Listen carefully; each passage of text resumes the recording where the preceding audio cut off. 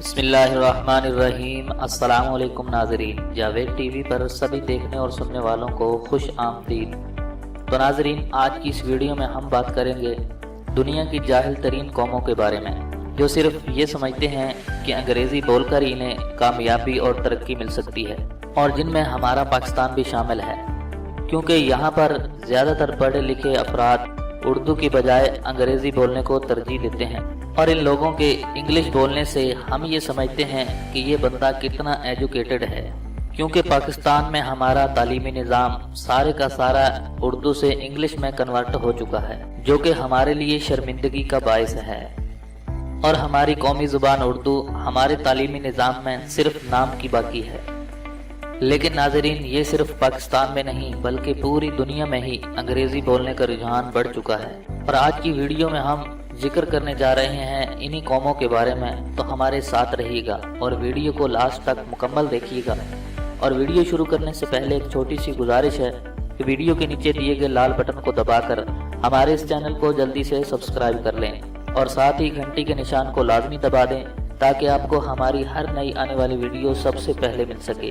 تو چلیے ویڈیو شروع کرتے ہیں۔ ناظرین، سب سے پہلے ہمارے ہمسایہ ملک ہندوستان کے وزیر اعظم نریندر مودی کو ہی لے لیں۔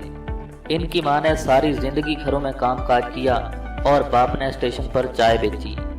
وہ حالات کی وجہ سے گھر سے بھاگے اور دن رات محنت کرنے کے بعد گجرات کے وزیر اعلیٰ بن گئے، اور اس کے بعد ہندوستان جیسے عظیم الشان ملک کے وزیر اعظم بھی بن گئے۔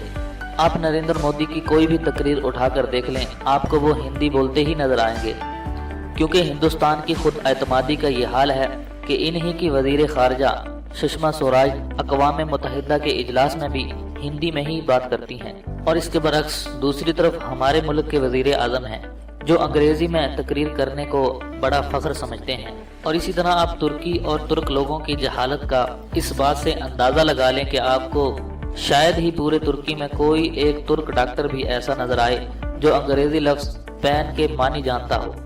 اگر آپ ترکی نہیں بول سکتے یا آپ کے ساتھ کوئی ترجمان نہیں ہے تو پھر آپ کا ترکی گھومنا خاصا مشکل ہو جاتا ہے۔ اور ناظرین، آپ چین کی مثال دیکھ لیں۔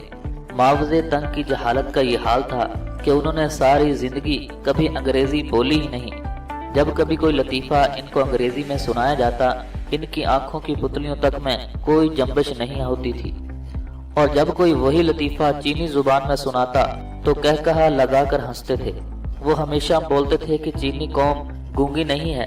اور ناظرین، ہم مرغوبیت کے اس درجے پر پہنچ چکے ہیں کہ اگر ہمارا کوئی کرکٹر پاکستان سے باہر اردو میں بات کر لے تو ہم منہ چھپا چھپا کر ہنسنا شروع کر دیتے ہیں۔ اس کی پرفارمنس کو کرکٹ سے ناپنے کی بجائے انگریزی سے ناپتے ہیں، اور بدقسمتی سے ہمارے پاس خوبصورتی کا معیار گورا رنگ اور قابلیت کا معیار انگریزی ہے۔ ہمارے ملک میں بچوں کو اسکول میں داخل کروانے کا واحد مقصد انگریزی ہوتا ہے۔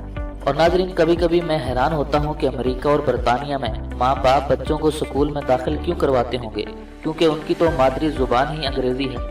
اور ہماری ذہنی غلامی کا تماشا دیکھیں کہ ہم نے اسکولز تک کو انگریزی اور اردو میڈیم بنایا ہے۔ اور ناظرین، قوم کا غریب اور زوال پذیر طبقہ اب اردو پڑھے گا، جبکہ امیر اور پیسے والا طبقہ انگریزی پڑھے گا۔ دنیا کی 10,000 سالہ تاریخ میں کسی قوم نے کسی غیر کی زبان میں ترقی نہیں کی۔ تخلیق، تحقیق اور جستجو کا تعلق انگریزی سے نہیں ہوتا، اور اگر آپ ان چیزوں کا تعلق بھی انگریزی سے جوڑ دیں گے تو پھر بھی وہی ہوگا جو اس ملک کے ساتھ ہو رہا ہے۔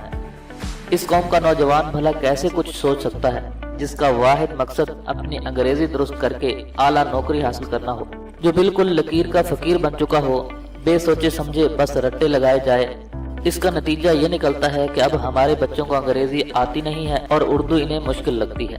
آپ کسی بھی نوجوان کو راستے میں روک کے اور اس کو انگریزی میں ایک درخواست لکھنے کا بول دیں تو وہ آئیں بائیں شائیں کرنے لگے گا۔ اصل بیڑا غرق اس موبائل فون کی رومن اردو نے کیا ہے۔ ہماری نئی نسل تو اردو کے الفاظ تک بھول چکی ہے، حتیٰ کہ موبائل کمپنیز کے آفیشیل میسیجز تک رومن اردو میں موصول ہوتے ہیں، اور کوئی پوچھنے والا نہیں ہے۔ تو اس ملک میں اور اس دنیا میں قابلیت کا کوئی نمونہ انگریزی کی وجہ سے نہیں دیکھا گیا۔ چین، جاپان، ترکی، جرمنی، فرانس اور اب تیزی سے ابھرتا ہوا بھارت، ان میں سے کون سے ملک نے انگریزی کی وجہ سے کامیابی اور ترقی کی منازل طے کی ہیں؟ ناظرین، پاکستان کے سب سے بڑے motivational speaker Qasim Ali Shah business tycoon ملک ریاض اور لکھاری جاوید چودھری، ان میں سے کس نے انگریزی کی وجہ سے ترقی کی ہے؟ یا آپ نے کبھی ان کو انگریزی بولتے بھی سنا؟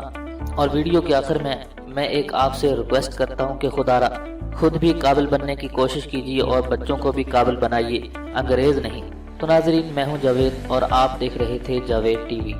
یہ تھی جاہل قوموں کے بارے میں کچھ معلومات۔